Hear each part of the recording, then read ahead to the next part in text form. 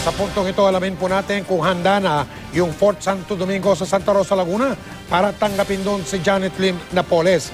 Ano kayang sitwasyon niya ngayon sa Santa Rosa, sa Fort Santo Domingo? At sa pamagitan ng telepono makakausap natin si JP Soriano. JP, kamusta dyan? Mike, maayos naman yung sitwasyon dito sa Fort Santo Domingo, pero wala pang katiyakan, Mike, kung kailan talaga ililipat dito sa kampo sa Santa Rosa, Laguna si Janet Napoles, pero inabangan na nga ang pagdating niya rito ng mga taga-media. Pagdating natin dito, Mike, sa training school ng Special Action Force o staff ng kampo, may mga napansin tayong labas-masok ng mga pulis at sa mga oras na ito ay marami rin tayo nakikita mga ilang sasakyan na pumapasok sa loob ng kampo. Ayon sa mga nakausap nating, Mike, mga taga-staff na tumangging magpakilala, kasalukuyan daw ay nagpupulong ang mga opisyal ng staff at PNP sa Bikutan. Pero naabisuhan na raw sila na ililipat dito si Napoles at naka-alerto na rin daw sila simula pa noong Miyerkules.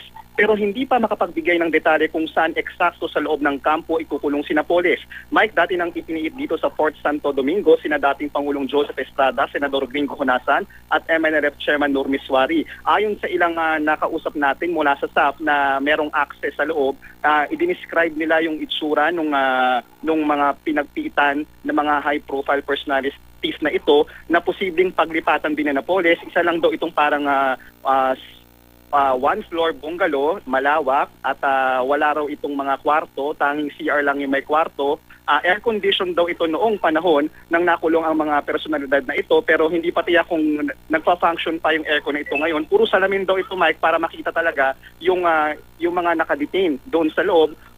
Kagaya nga na nabanggit ko, Mike, normal ang sitwasyon dito sa kampo. Ang mga residente nagulat din sa balita na dito nga ililipat si Napoles matapos ka magdesisyon yung Makati RTC, Mike.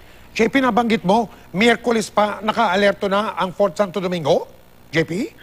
Mike, yun yung nabanggit sa atin ng nakausap nating tigasaf, pero hindi naman nila sinasabi na Miyerkules pa nila alam na ililipat dito si Napoles. Ang sinasabi lang nila, Miyerkules pa sila naka-alerto. Yan ay ayon dun sa isang opisyal na tumanggi magpakilala. Hanggang sa mga oras sa ito, Mike, tahimik naman yung sitwasyon, pero napapansin talaga natin na may movement na ng kaunti dito sa loob ng kampo. Mike? Siguro maraming magtatanong na naman, paano Miyerkules pa naka-alerto ang Fort Santo Domingo? Kanina lang pinayagan ng West na ilipat dyan si Mrs. Napoles mula sa Makati City Jail. Susunod na tanong, JP, yung pinapakita mo kaninang gate ng Fort Santo Domingo, kita yan dun sa highway na papuntang Tagaytay, di ba, JP?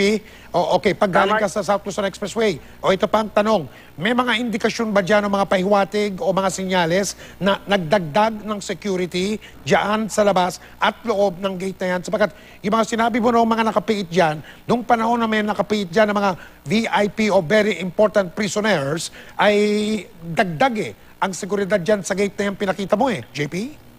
Mike, wala naman tayo nakitang mga sobrang daming police, additional securities maliban doon sa normal na police na nakikita nga natin o security. Ayon doon sa mga nakausap natin na nagbabantay sa, kasi Mike, dalawang gate to isang gate sa malapit nga sa highway at pag nakapasok ka doon, meron pang isang gate, yung papasok talaga doon sa training school. Pero ang nakita natin kanina, Mike, at hanggang sa mga oras ito, may movement na tayo nakikita ng mga police mobile na pumapasok. Meron na rin tayong ilang coaching nakitang labas-masok dito, Mike. Pero as to talagang nagbago ba yung security nila compare noong mga naka-detain dito yung mga high personalities, Mike, hindi pa natin nakikita yan sa ngayon. Maraming salamat, JP Soriano.